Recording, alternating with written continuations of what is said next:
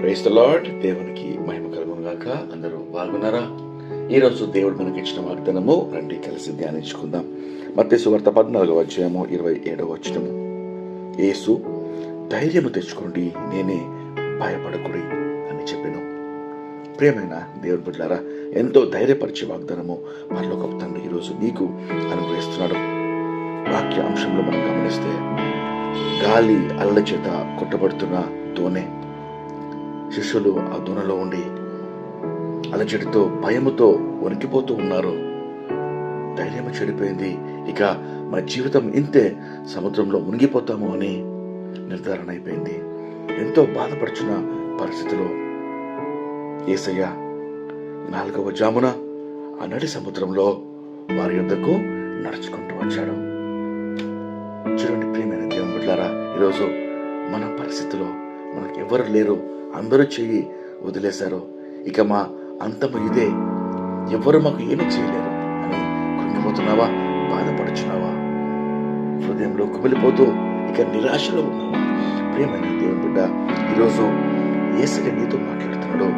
ధైర్యం తెచ్చుకోవడము, నేనే నీ యొద్దకు నడుస్తూ వస్తూ ఉన్నాను.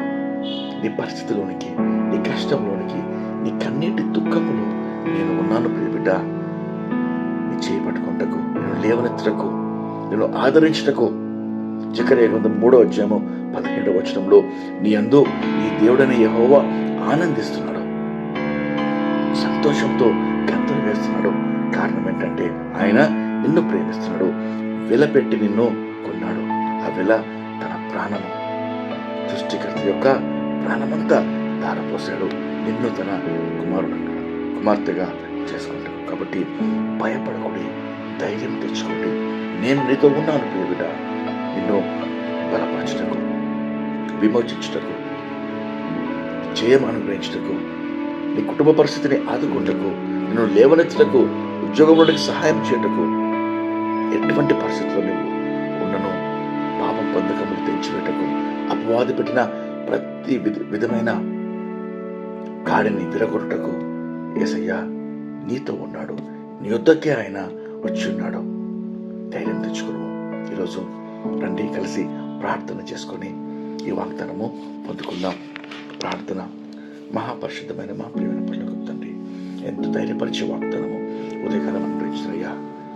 ప్రార్థనలో ఏకీవించిన ప్రతి ఒక్కరితో మీరు మాట్లాడుతున్నారు ప్రభా.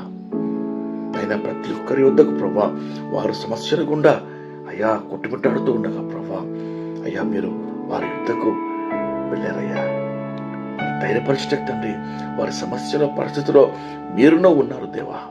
వారు ఒంటరిగా లేరు నాయనా. కన్నిటితో దుఃఖంతో ఉండగా ప్రభా, మీరు వారిని ఆదరిస్తూ ఓదారుస్తున్నారు దేవా. వెలపెట్టి కొన్నారు కాబట్టి ప్రభా, వారి కొరకు తండ్రి మీరు ప్రాణం అర్పించారు కాబట్టి తండ్రి, వారికి తండ్రిగా ఉండి ప్రభా వారిని ఆదరిస్తూ ఓదారుస్తూ విజయం ఇస్తూ ప్రభా సాక్షులుగా మారుస్తున్నారు. మీకు ఎంతో స్తోత్రం చెల్లిస్తూ ప్రతి ఒక్కరికి ప్రభా ఈరోజు వాగ్దానము నెరవేర్చమని వేడుకొంచు. నీకే సమస్త మహిమ ఆరోపిస్తూ యేసుక్రీస్తు నామములో వేడుకొంచు ప్రార్థిస్తున్నాం తండ్రి. ఆమేన్. దేవుడు మిమ్మల్ని దీవించును గాక. ప్రేమతో సంఘ కాపరి